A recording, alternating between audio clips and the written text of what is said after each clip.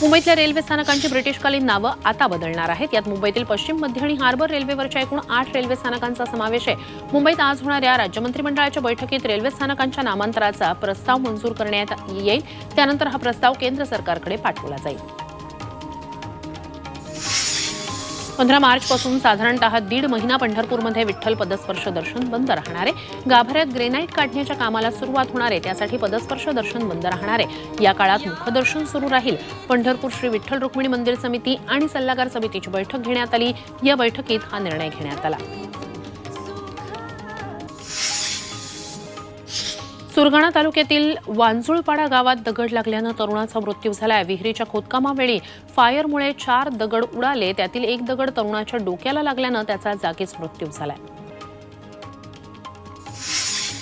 पुण्यात विनापरवाना अफूची शेती केल्याचं उघड झालंय। पुण्यातील किरकटवाडीत ही अफूची शेती करण्यात आली। अमृत नोनी आर्थो प्लस ये एक प्रूवन फॉर्मूला है। इसमें मौजूद नोनी फल के गुण और आयुर्वेदिक जड़ी बूटियां शरीर को जरूरी पोषक तत्व देने के साथ साथ हड्डियों और जोड़ों के घिसने, उनमें होने वाले सूजन और दर्द को रोकने में मदद करता है। दर्द मुक्त जीवन के लिए अमृत नोनी ऑर्थो प्लस। या प्रकरणी पोलिसांनी दोघांना अटक केली।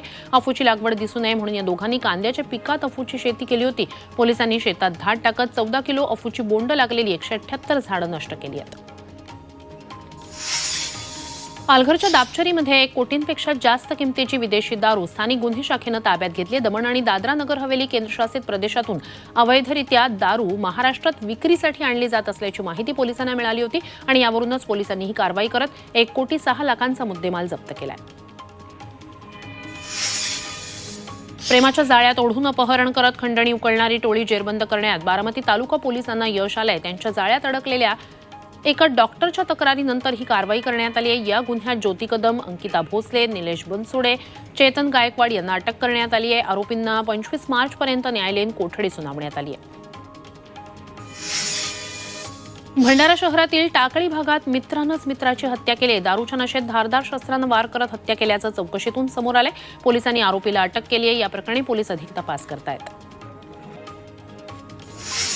संभाजीनगर पोलिसांनी बेशिस्त वाहन चालकांविरोधात कंबर कसली आहे। ज्या गाड्यांवर 2 पेक्षा जास्त चलान असतील त्या गाड्या जप्त केल्या जाणार आहेत। महापालिकेनं गेल्या 41 दिवसात 30,630 बेशिस्त वाहन चालकांवर कारवाई केली आहे। त्यातून 2,84,00,000ची दंड वसुली केली जाणार आहे।